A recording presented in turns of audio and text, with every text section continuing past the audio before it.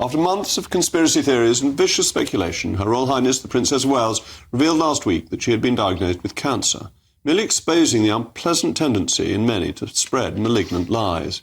What I really want to discuss today was the phenomenon of conspiracy theories themselves, with the hope of bringing some insight as someone who once sat at the cabinet table, has overseen a department, and been privy to conversations that determine public policy.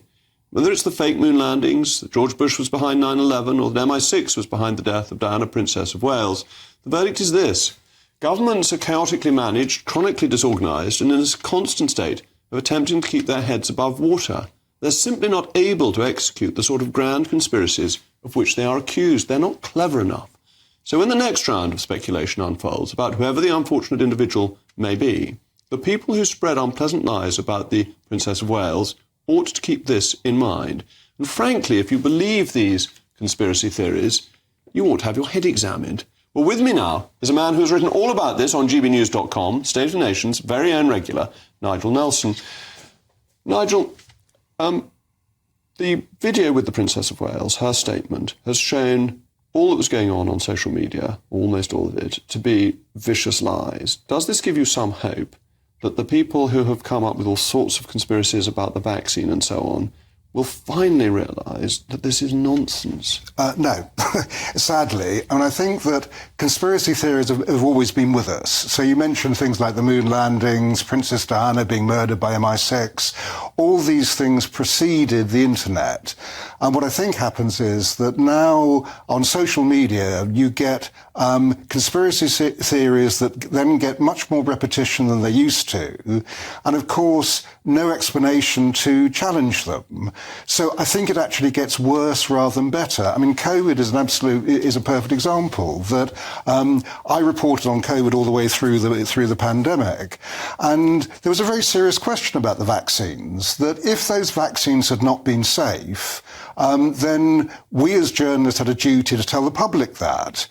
On the other side, if you just repeated the scare stories that were going around, that would have discouraged people from taking the vaccine. And this is why it seems to me it's very important that governments are rigorously honest. So the WHO denied that it could possibly have come from China at the very beginning, which turns out not to be certainly untrue, but at least arguably untrue. Yes. That the government was very honest about the vaccines and about the results that were available and about its success rate. And that helped build confidence. And it seems to me there's sometimes a tendency in government to give blanket reassurances which allows the conspiracy theories to flourish. Yeah, and that's where the media comes in, that our job is to actually scrutinise what the government is putting out.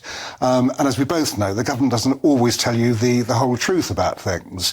And this was a perfect example of that. So I spent most of COVID talking to more scientists than I did politicians.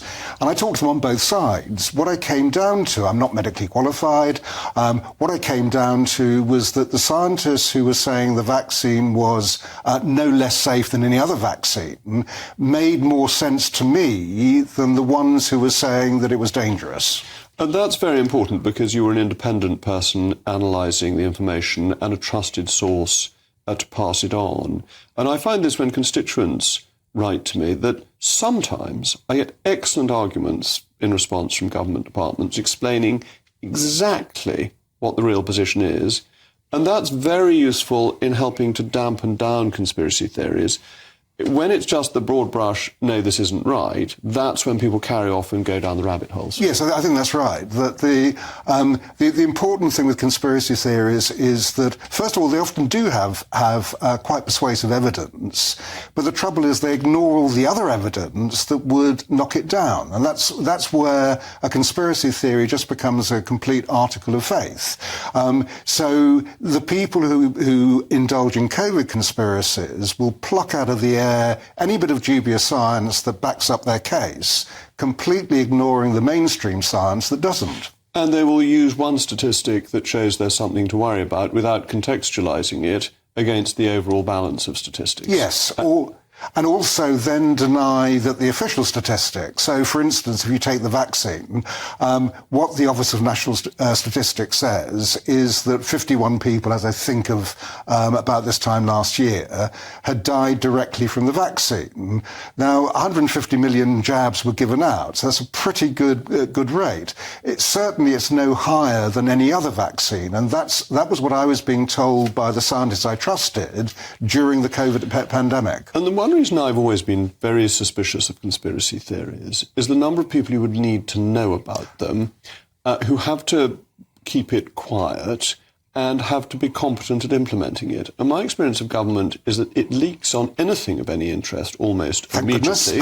Well, it makes the life of a journalist easier. Yep, absolutely. And therefore you couldn't keep it secret. But even if you kept it secret, you haven't got enough competent people to run a conspiracy theory of this magnitude. No, I think that's right. And again, you mentioned the moon landings. So we're talking about over a 10-year period of the Apollo project, 400,000 people were involved. If they'd all been beavering away at a movie, I think someone would have come forward. Princess Diana's death is another example. I mean, that what the intelligence services will tell you is that so many people would have had to be involved in an assassination plot. Would they really all have kept quiet? Would their conscience not have troubled them? Somebody would have come forward. And that kind of, to me, that makes sense. Well, also Occam's razor. Which one always has to get on to Occam's razor. You mentioned William of Ockham. William of Ockham. Yep, good man. Absolutely. That broadly, the simplest answer is usually the correct one. Yes. And there was a drunk driver there who crashed. Yes. So it was a tragic accident with Diana. If we now come right back to the present day with Kate, now that we know her diagnosis of cancer, everything else falls into place. So we know now why William suddenly left a memorial service for their, quotes, personal reasons. That was the day of the diagnosis. Everything that's happened now does make sense. The important thing is the conspiracy theorists understand it. Well,